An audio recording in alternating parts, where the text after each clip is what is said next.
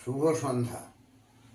2019 সালে 19শে নভেম্বর কলকাতার মহাবোধি সোসাইটির প্রেক্ষাগৃহে প্রথম বঙ্গগৌরব সম্মান প্রদর্শন ও বাৎসরিক অনুষ্ঠানের মাধ্যমে সূচনা হয়েছিল বলো কলকাতা টিভি পরিবারের। আমি সেই অনুষ্ঠানের সাক্ষী ছিলাম।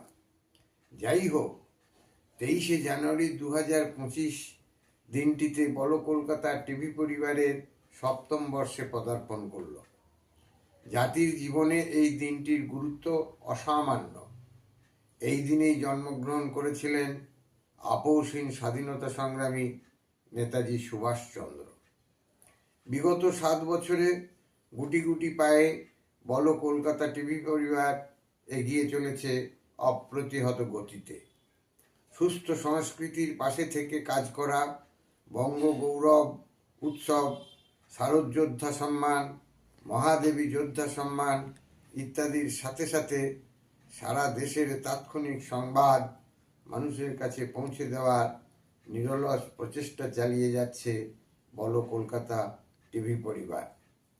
বিনোদনের জন্য পুরুলিয়ার অযোধ্যা পাহাড়ে প্রাকৃতিক মনোরম পরিবেশে হোমস্টে এবং সুলভে ভ্রমণের ব্যবস্থাও করেছে এই বলো কলকাতা টিভি পরিবার। সত্যকে সামনে রেখে সততার সাথে অগণিত মানুষের ভালোবাসাকে পাথেয় করে যে পথ চলা শুরু হয়েছিল 2019-19শে নভেম্বর, তা আজ রাজ্য ছাড়িয়ে দেশ দেশান্তরে পৌঁছে গেছে। স্বামীজির ভাষায় বলি, ওঠো জাগো, যতদিন না লক্ষ্যে পৌঁছচ্ছ ততদিন নিশ্চিন্তে থেকো না। স্বামীজির এই বাণীকেই পাথেয় করে আর নেতাজি সুভাষচন্দ্র বোসের আত্মত্যাগকে ধ্রুব সত্যের মতো এগিয়ে নিয়ে চলুক বলো কলকাতা টিভি পরিবার, জনগণের সাথে, জনগণের জন্যে, তার অভীষ্ট পূরণের লক্ষ্যে। পশ্চিমবঙ্গের প্রতিটি জেলাতে এক বা একাধিক সংবাদ টিম তৈরি হয়েছে ইতিমধ্যেই।